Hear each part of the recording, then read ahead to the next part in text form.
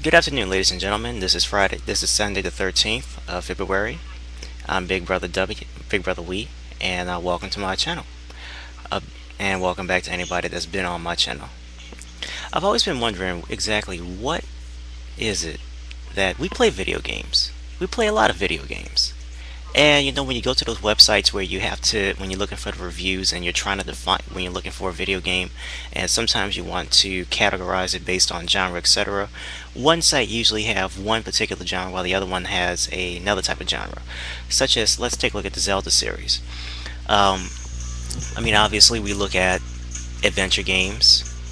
We usually define Zelda as an adventure game. Sometimes we define it as an RPG game.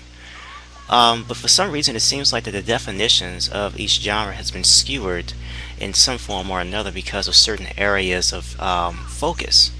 But let me be clear on one thing. I'm not here to advocate or agree or disagree with any of these particular reviews. It's just really up to the individual person. But for us to really define a genre or define a game particularly based on a genre on a concrete level, you have to consider this. A genre is generally defined based on the criteria it meets from a basic standpoint. So say for instance that you're looking for a game like, say, the Zelda series. What defines an adventure game?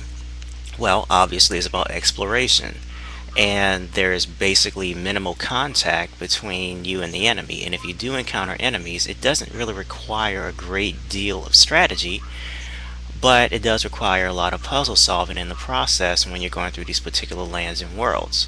So these particular adventure games do take it up to a big notch.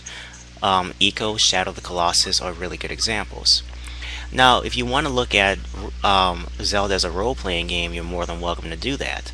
The criteria is there in a way that it does require a good bit of stat building and also item finding. But then again, you can also find that within an adventure game as well. Not necessarily the part where you build up your stats, whether you're talking about heart containers or building up a magic meter or increasing it by double the size. You're actually going to figure this. It's pretty concrete, but it's a very difficult thing to do. That's the reason why it's so difficult to really label a game based on anything. You can call it what about an action RPG? How do you define an action game in general? Action games usually requires you to progress from one area to the next, and you have to defeat a horde of enemies. Ninja Gaiden and Beautiful Joe definitely falls into that particular criteria. What about platforming? Well, platforming, it's kind of difficult. It depends on whatever you're talking about. If you're talking about like the Mario S games, you have to either collect something or reach an end of the level. If you're talking about the old school 2D platformer type games, you have to reach the end of the level, jumping from obstacle to obstacle and avoiding cliffs and what have you. So it does have the element of you actually mastering your jumping abilities. But then again, the later games, such as the 3D transition, where you're talking about games like Banjo-Kazooie or the more recent games like Rayman and what have you, they still have the basic elements from you to actually jump from one part to another part to reach your final destination or reach your goal. But it's also another element of collecting things dramatically, doing a lot of collecting. And of course, we already know that some developers are pretty notorious for that back in the day, but they were very fun. But that's for a whole different story.